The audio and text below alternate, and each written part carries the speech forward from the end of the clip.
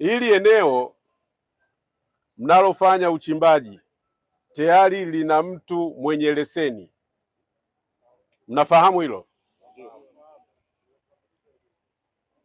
Kwa hiyo wote mnayochimba mnachimba kwenye leseni ya mtu, na mwenye leseni ndiyo mwenye eneo.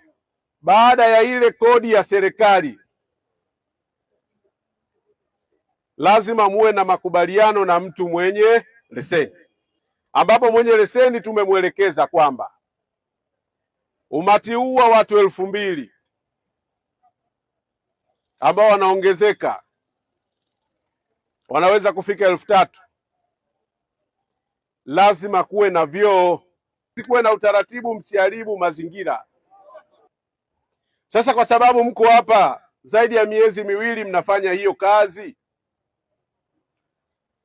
mna wajibu wa kulipa kodi, lakini mna wajibu wa kulinda usalama wa eneo hili. Tunafahamu si wote wanatoka Morogoro wanaokuja kufanya kazi hapa, wengine wametoka mikoa mbalimbali kuja kutafuta maisha hapa.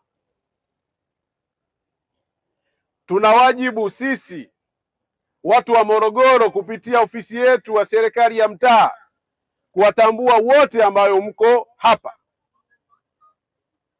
Kwa lazima mjisajili, tujue kuna maduara mangapi, na hilo duara kila mmoja watu wangapi wanachimba. Hilo jambo la kiusalama, mko wengi, anaweza kuumwa mtu, anaweza kufa mtu.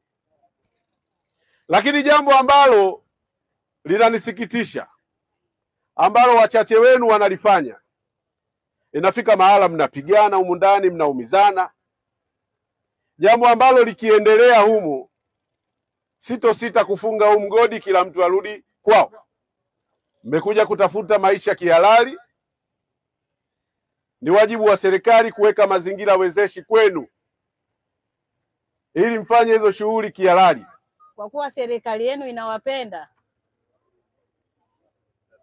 na inajua kwamba vijana wanajitafutia ajira, kwa hiyo tutaweka mazingira mazuri ili muweze kufanya kazi kwa kufuata sheria, taratibu, kanuni na miongozo iliyopo kwa mujibu wa sheria za madini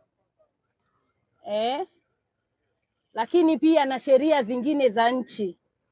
Lakini neema hii tunatakiwa sisi tuitumie vizuri, kwa sababu hii neema haijatoka kwa binadamu, hii neema imetoka kwa Mwenyezi Mungu. Sheria zipo, taratibu zipo, haki zipo. Kwa hiyo mtu yote mwenye tatizo lake anatakiwa akashitaki, sio achukue sheria mkononi. Sisi wote tulioja hapa 90% ni maskini wa hali ya chini sana. Watu wote waliokuwepo hapa 90% wamechukua mikopo baada ya mlipuko huu. Kwa hiyo tulikuwa tunaomba Mheshimiwa Mkuu wa Wilaya na uongozi wako uendelee kuwapa wakina mama mikopo, na hata sisi wanaume pia vile tupate mikopo ili tujiendeleze.